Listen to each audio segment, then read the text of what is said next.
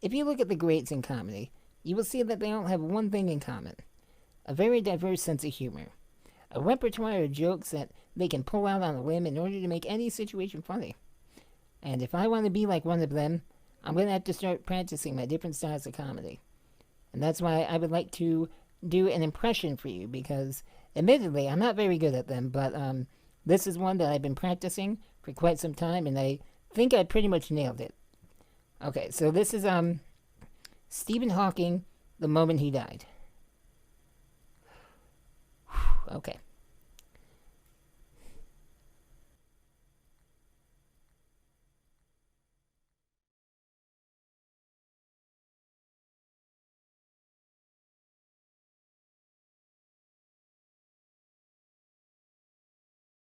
If you've been following me or a lot of other obviously content creators and personalities out there on the internet, you may have seen us retweet or share videos or interact with Crip Daddy or Donovan.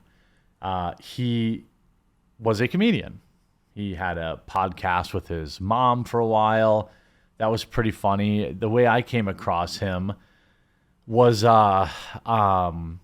these interactions he would have with his mom that were always pretty funny. And he talked about a lot, wanting to have a comedy album and actually go out and do stand-up comedy, although for him it was sitting down. So he raised money and he got a bus that could have like the wheelchair attachment thing to it. And he went out and did it. In a lot of ways, it's like, I really, really respected that about Donovan. Like he had literally everything stacked against him in life. He's done more than a lot of us in terms of going after things that, were a dream of his. Now, I think that there's his humor wasn't for everybody, but it was for me. It was very dark, self-deprecating. It dealt with a lot of like acknowledging his own physical situation. But it was hilarious, especially if you kind of like knew him. I met him, when he was fundraising for his bus, and then there was a point in his life where he needed a place to stay, and I helped him out with that. Him and his girlfriend. I don't know if they were still together or not, but she seemed very nice, and he seemed, very, very. He was always very thankful, and I think that, with the news last night that he had passed away, in particular how he passed away, was just heartbreaking. A lot of people really liked him, and it sucks. He had just done a comedy show on last Saturday, I guess. It's weird how time, obviously I was dealing with my father's passing on Saturday. But he had done a comedy show on Friday night and or on Saturday, and I won't get into the details of what happened, but it was related to his physical conditions that caused him to not make it. And I think that, like, with Donovan, his videos were always so dark and funny, and they brought a lot of light. And I know he didn't want to, like, I'm sure that he didn't view it this way, but for, like, he was inspirational. I'm sure he would not have said, I wanted to be inspiration. He would have made some joke about it being gay or something like that. But it was inspirational for all the reasons as to he was inspirational, because the dude, like, had a massively uphill battle based on the hand that he was dealt in life. And rather than being depressed and sad and, upset about it, the dude just went out there and just killed it. The big day is right around the corner. And as a comedian, we dream of moments like these, where the charges are finally dropped and I'm allowed near grade schools again. But that's not what I'm here to talk about. I'm here to discuss my new comedy album, Sports Illustrated Comedy Edition, coming out here in a few days. And I know what you're thinking. Oh, this is another comedy album about a disabled guy talking about how his disability this and his disability that. I'm in a wheelchair this, blah, blah, blah, blah, blah. But no, listen. Okay, I can understand why you would make that assumption. Ricky Berwick gives us all a bad rap, but you don't have to worry about that. Okay? Nicker. I worked hard, painstakingly, and gritting my teeth to the iron to What was great is that in the last like year or so, he got to go to the Gathering, which is something he talked about. It's like a Juggalo festival or whatever. He got to go to that. I know that he went with Brendan Buckingham and had a blast with that. that will make you piss and shit and come in that order. Okay? This album, it's going to transcend to where comedy goes beyond comedy. It would mean a lot to me if you guys would check it out. So this was back on July 21st, and it's on DistroKid,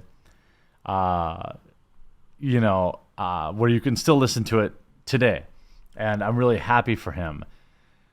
I guess what had happened, so this was created 23 hours ago, and then I'm going to donate it looks like they're over the goal, but I'm going to reach out and donate whatever like revenue this video makes to the cause, or if they want something else or need something else, I will do that. But, you see just so much here. It says, first of all, thank you all so much from the bottom of our hearts. The stress you guys have taken off our shoulders is huge. We passed our goal, and it wouldn't be right to keep all this money. All extra proceeds will go into a charity that we'll be announcing soon. It's with a heavy heart we announced the passing of Donovan, a.k.a. Crip Daddy or Young Crip. Anyone who had the pleasure of meeting the man knows the joy and uplifting energy he carried. He touched the soul of every person he came across. As we remorse the loss of such a special soul, it's more important than ever to remember that what Crip Daddy was all about, the joy and laughter can be found in any situation, regardless of how good or terrible. That you still can find a smile and laugh in the face of pain and choose to enjoy life and make most of it regardless of what it throws at you. With that being said, it was obviously sudden and unexpected. His family is struggling to cover very costly expenses of the cremation and all of that involves. We need to come together and give his loved ones and himself the services and family need to heal from this. GoFundMe is linked here for that reason. And, it looks like, they're good on that. But I'll wait because there's usually like extra expenses that, people don't really know about. In like Pimp Master brought up, and I don't normally leak DMs. But a month ago, me and Donovan were having a conversation about death and last rites. Out of curiosity, I asked him what his last request would be, given the option. He said, what I was thinking? If something ever happened to me, I want my dying request to be buried with Ricky Berwick's PC that he got from Meta PCs. I want to take it to the grave with me. I don't want Meta PCs to give him a new one either. And, I just got a text from him.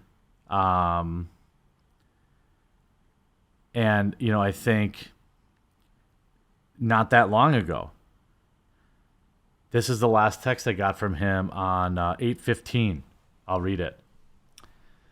Hey, brother, I just heard about your father and want to give my condolences. I'm sure everyone is telling you to take your time to process, but truthfully, these things are going to affect everyone differently and in different times and in different ways. I think working while going through it is normal. So he took the time, to text me directly after my father passed away. And I just think that, Donovan was a really good guy. I can't say that, I never spent really, I always had meant to go to one of his stand-up shows or his sit-down shows. But, it just never happened. And it sucks. And he was just a really, really nice guy. And I normally I would say, hey, give to his GoFundMe, but it looks like when I started to do this video, I think it was at like 8,000 or 9,000. So it looks like he's gonna have his expenses covered there. My heart goes out to his family and friends.